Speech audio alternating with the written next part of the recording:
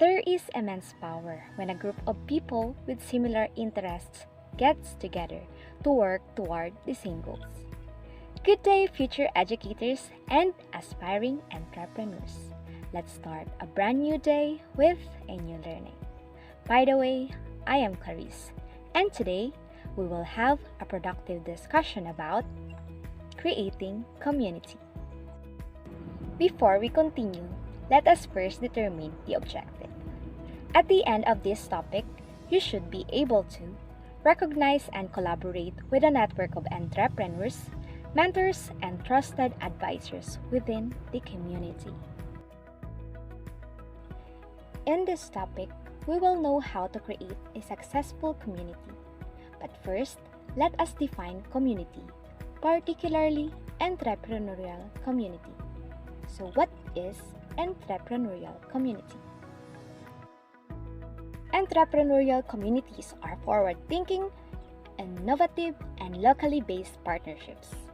Entrepreneurial communities come together in community-based partnerships to generate effective and sustainable employment by developing their human capital.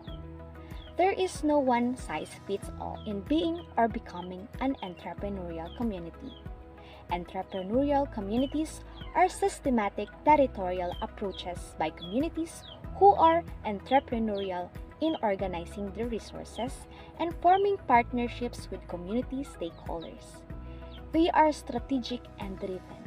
They have vision, goals, and take action that fits their specific content. Building on community-level partnerships, entrepreneurial communities stimulate talent and entrepreneurship is an innovative way. By thinking outside the box, entrepreneurial communities can help to unleash entrepreneurial potential and stimulate community-level learning and job creation. Next, we will know the value of network. So, what is the value of network? A value of network is a set of connections between organizations and or individuals interacting with each other to benefit the entire group. A value network allows members to buy and sell products, as well as share information. These networks can be visualized with a simple mapping tools showing nodes or the members and connectors, which is the relationship. The primary advantage of value network includes the way a business or individual applies the resources, influence, and insight of their network connections.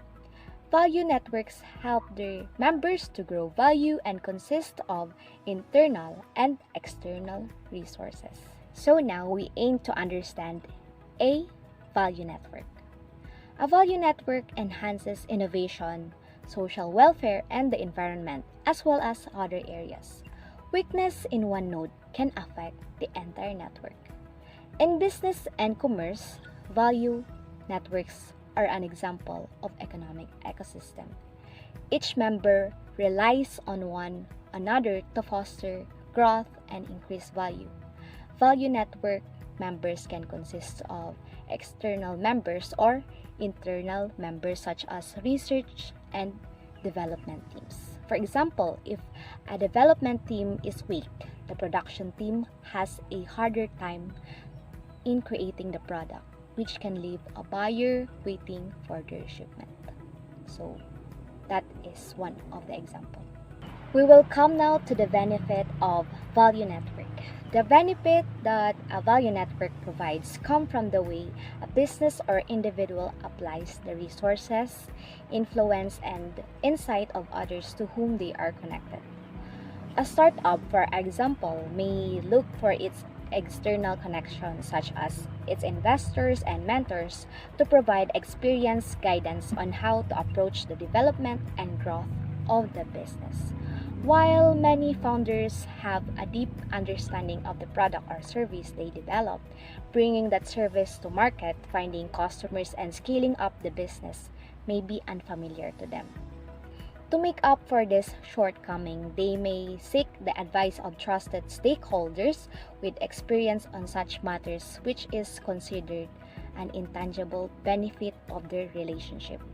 They might also look to groups that specialize in assisting startups such as incubators and accelerators to increase their exposure to potential mentors and investors.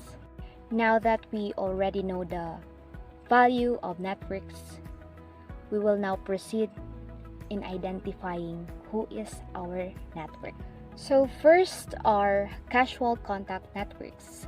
These are general business groups that allow many people from various overlapping professions. These groups usually meet monthly and often hold mixers where everyone mingles informally. They may also hold meetings where guest speakers present on important business topics or to discuss issues concerning legislation, community affairs, or local business programs. Another is strong contact networks. Organizations whose purpose is principally to help members exchange business referrals are known as strong contact referral groups. Some of these groups meet weekly, typically over lunch or breakfast. Most of them limit memberships to one member per profession or specialty.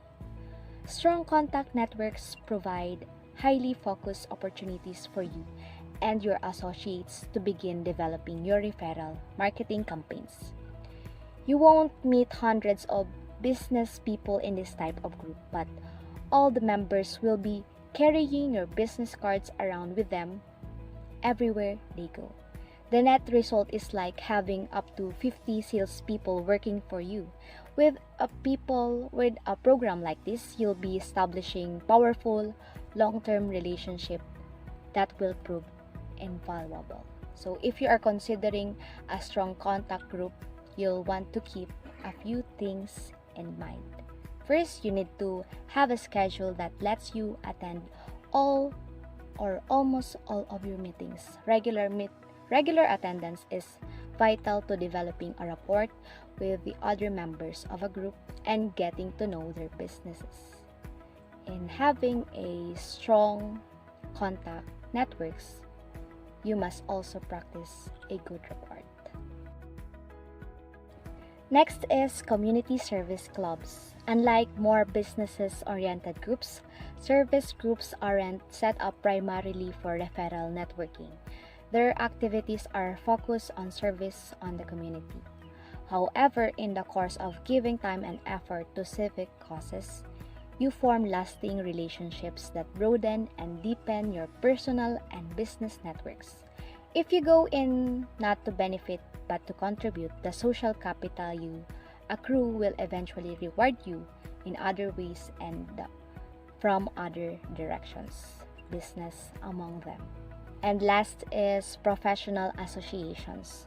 Professional association members tend to be from one specific type of industry such as banking, architecture, personnel, accounting, or health.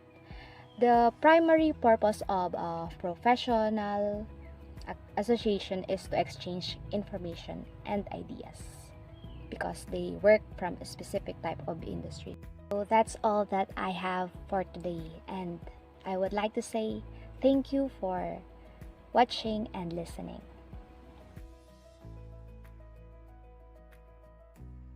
For the references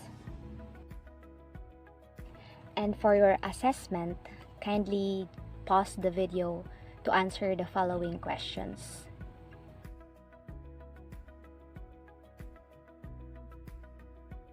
Once again, thank you, and God bless us all. Keep safe, everyone.